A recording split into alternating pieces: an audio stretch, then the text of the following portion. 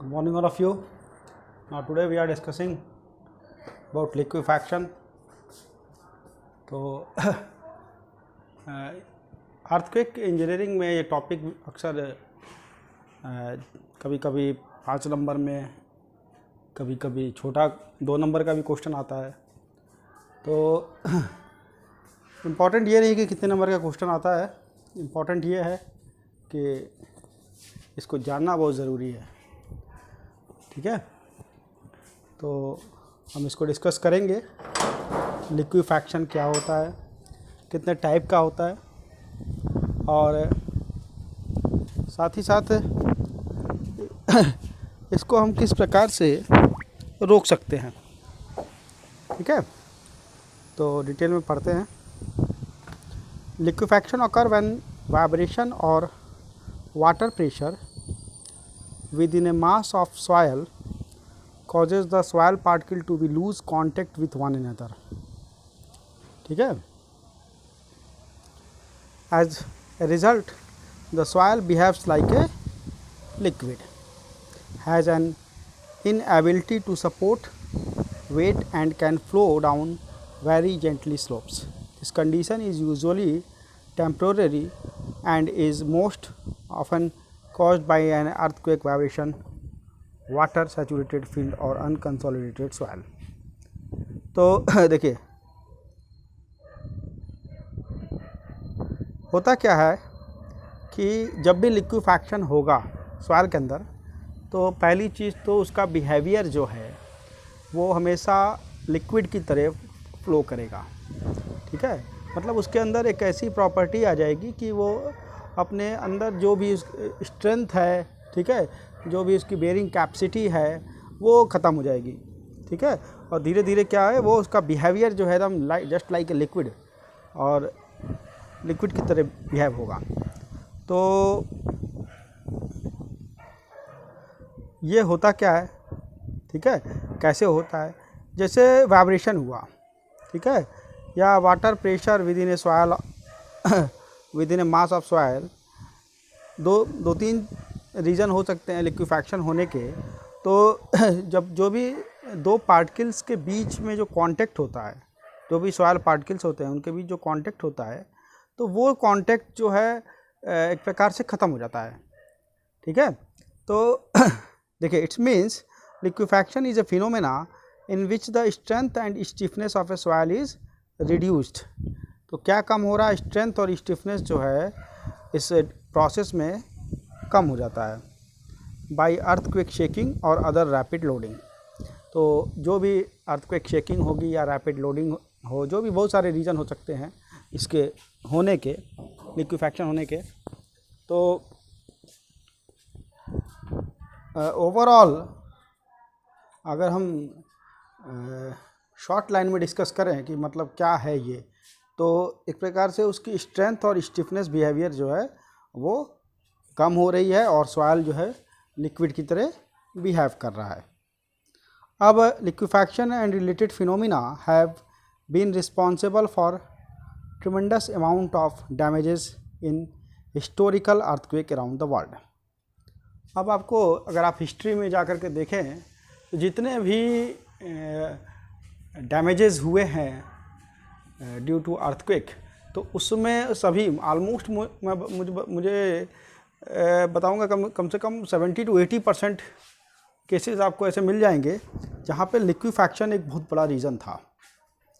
ठीक है, जो मेजर डैमेजेस हुए हैं। ठीक है, तो अभी देखते हैं आगे। Liquefaction occur in saturated soil, that is soil in which the space between individual particle is completely filled with water. तो वही बात हम जो अभी कह रहे थे आपसे कि liquefaction occur in saturated soil, that is soil in which the space between individual particle is completely filled with water. तो जो भी सॉइल के बीच में जो स्पेस होता है पार्टिकल्स के बीच में, तो वो क्या होता है during this process completely filled by water, वो ऑटोमेटिकली वाटर से फिल हो जाता है। The water exert A pressure on the soil particles that influence how tightly the particle themselves are pressed together. Okay, now prior to an earthquake the water pressure is relatively low. तो जैसे क्या है कि earthquake से पहले क्या है, earthquake आने से पहले द वाटर प्रेशर इज मतलब काफ़ी कम होता है, ठीक है, उतना ज़्यादा इफेक्ट नहीं होता। लेकिन जैसे ही अर्थक्वेक जब आता है तो क्या होता है कि अंडरग्राउंड वाटर जो भी है वो काफ़ी तेज़ी से ऊपर की तरह मूव करता है, ठीक है। और वाटर प्रेशर क्या होता है, मतलब जो भी स्ट्रक्चर उसके ऊपर बढ़ जाता है, ठीक है। However earthquake shaking can causes the water pressure to increase to the point where the soil particle can readily move with respect to each other. Okay, now तो ये हमको अभी तक हमने अभी आपको बताया कि लिक्विफैक्शन क्या है, ठीक है। अब लिक्विफैक्शंस आने के जो भी रीजन्स है, अर्थक्वेक के अलावा भी और भी कुछ रीजन्स हो सकते हैं, जैसे कोई डायनेमिक लोडिंग स्ट्रक्चर के ऊपर आ रही हो आसपास, जैसे कोई स्ट्रक्चर ऐसी जगह पर हो जहाँ पे कहीं पे ब्लास्टिंग का काम हो रहा हो, या फिर कुछ कोई भी, जैसे कभी कभी आप देखे होंगे कि ऐसे स्ट्रक्चर्स जो ब्रिज के किनारे होते हैं या फिर जहाँ रेलवे ट्रैक्स होते हैं, वहाँ पर भी इस तरह की प्रॉब्लम्स अक्सर आती है, क्योंकि due to the dynamic loading या वाइब्रेशन, ठीक है, उसके इफेक्ट से भी जो है आपको लिक्विफैक्शन होता है। अब देखिए, when liquefaction occur the strength of the soil decreases and the ability of a soil deposit to support foundation for building and bridges is reduce. जो अभी हमने आपसे अभी हम कह रहे थे, liquefied soil also exert higher pressure on retaining wall which can causes them to tilt or slide. अच्छा जी, लिक्विफैक्शन की वजह से ही जो है कभी कभी आप देखे होंगे रिटेनिंग वॉल में या ब्रिजेज में, कभी आप अक्सर सुनते होंगे कि 1 डिग्री 2 डिग्री का टिल्टिंग हो गई है। इस तरह की अगर जो गवर्नमेंट डिपार्टमेंट है उसमें काफ़ी इस तरह के इश्यूज आते हैं कि ब्रिज बना और टिल्ट हो गया, ठीक है। रिवर के किनारे जो भी स्ट्रक्चर्स होते हैं वहाँ पर ये सब चीज़ें आपको मिल जाती हैं, ठीक है, क्योंकि डायनामिक मोशन होता है, तो ये सब चीज़ें वहाँ पर अक्सर देखने को मिल जाती है, ठीक है। तो कभी कभी टिल्टिंग होती है, कभी 1 डिग्री 1 डिग्री 2 डिग्री है, और कभी कभी तो स्लाइड भी हो जाता है। तो this movement can causes settlement of the retained soil and destruction of structure on the ground surface. Okay, increased water pressure can also trigger landslide and causes the slope of collapse of dam, ठीक है।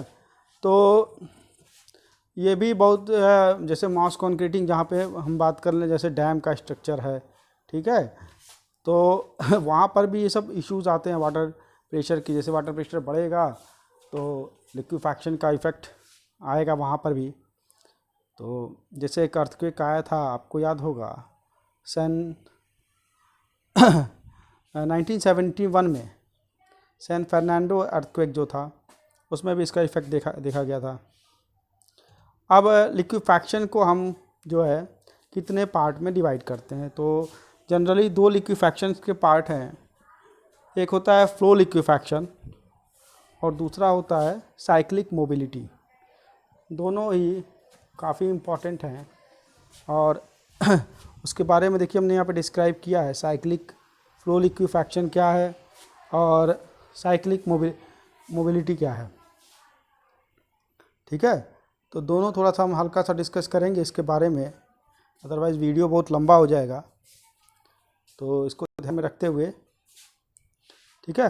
तो पहले इसको discuss करने से पहले हम आपको बता दें कि कैसे हम इसको रिड्यूस कर सकते हैं। There are basically 3 possibility to reduce, कि कैसे कैसे हम जो है इसके इफ़ेक्ट को कम करें, ठीक है।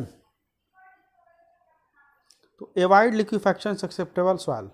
The first possibility is to avoid construction on liquefaction susceptible soil there are various criteria to determine the liquefaction, ठीक है.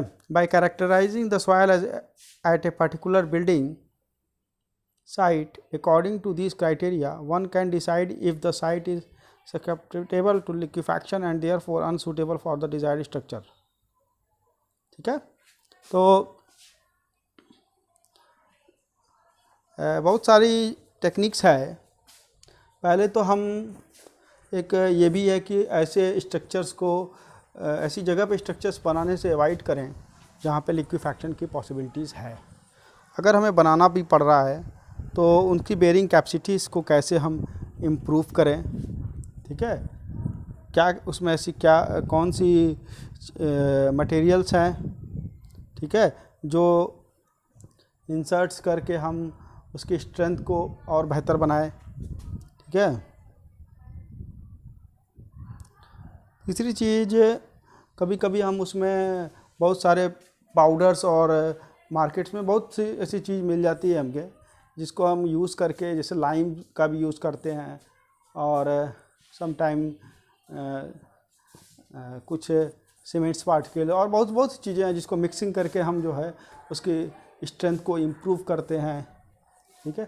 तो और बहुत सारे पाइलिंग का भी यूज़ करते हैं. ठीक है. टू वाटर ड्रेन को, वाटर लेवल को भी कभी कभी एडजस्ट करते हैं. तो बहुत सारी टेक्निक है कि हम कैसे कैसे जो है उसमें उसको इम्प्रूव करें कि वहाँ पर लिक्विफैक्शन की पॉसिबिलिटीज़ को हम कम कर सकें.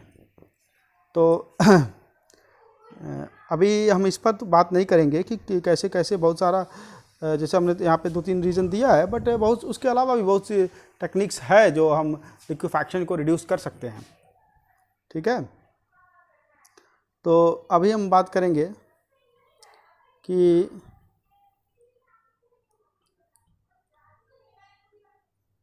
फ्लो लिक्विफैक्शन क्या है. ठीक है.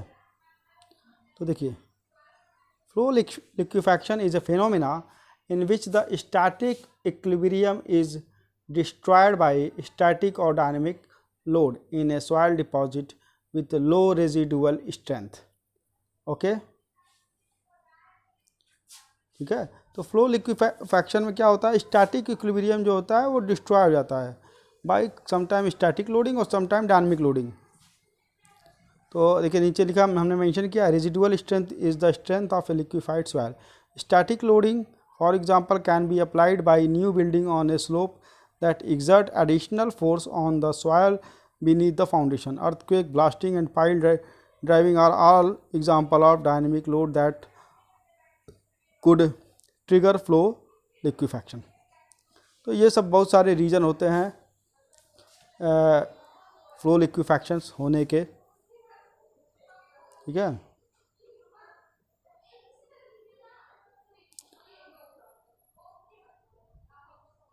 अब एक चीज़ देखिए, हमने रेड पेन से मार्किंग किया, हमने पूरे इसमें आप देखेंगे जो भी रेड पेन से मार्किंग किया वो बहुत इंपॉर्टेंट लाइन है, उन्हीं लाइन्स को हमने मार्किंग किया है.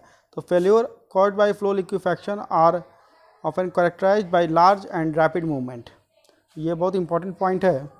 Which can produce the types of disastrous effects experienced by the building. तो ये आप देख सकते हैं, बहुत सारा आपको मिल जाएगा. अब साइक्लिक मोबिलिटी जो है वो एक अदर केस है. Cyclic mobility due to the cyclic stresses. Cyclic stresses मतलब the stresses are some time in tension and some time are compression. तो साइक्लिक मोबिलिटी फ्लो लिक्विफैक्शन से एकदम डिफर है. इसमें कभी कभी स्ट्रेस में काफ़ी वेरिएशन मिल जाता है. ठीक है. तो इसको हम एक बार आपको हम बता देते हैं. Cyclic mobility is a liquefaction phenomena triggered by cyclic loading. Cyclic loading का मतलब there are some time tension and some time in compression occurring in soil deposit with static shear stresses lower than the soil strength. Deformation due to cyclic mobility develop incrementally because of static and dynamic stresses that exist during an earthquake. Lateral spreading, a common result of cyclic mobility, can occur on gently sloping and on flat ground slope to river and lakes.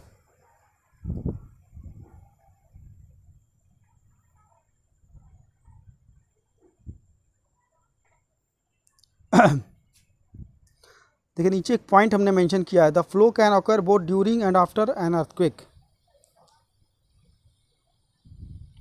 ठीक है, ये बहुत important चीज़ है, तो इसको आप पढ़िए सब लोग। काफ़ी चीज़ें इसमें हमने इंसर्ट डाली है, तो इसको रीड करिए एक बार, समझिए क्या क्या है। Okay, thank you.